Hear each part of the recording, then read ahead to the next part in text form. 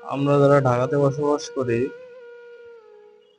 তারা খুব ভালো করে জানি বন্ধু জীবনটা কেমন।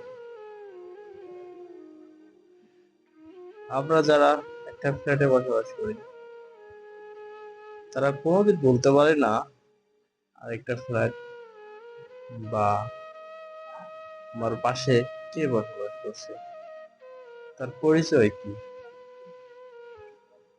আমরা কিছু কিছু মানুষ আছি যারা চাইলেও পারে না খোলা বাতাস, খোলা হাওয়া দেখতে। ঢাকার জীবনটা না যান্ত্রিক, মনে হয় আমরা মানুষ না, আমরা একটা রোবট।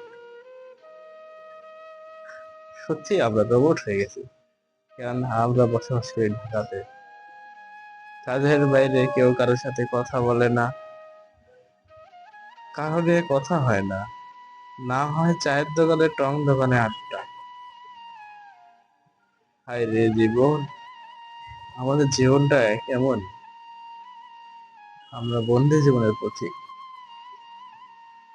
আমরা যারা ঢাকাতে বসবাস করি তারা একটু প্লিজ বলবেন ভাই যে আমার কথা কি সঠিক, আমরা আসলে কি রোবট।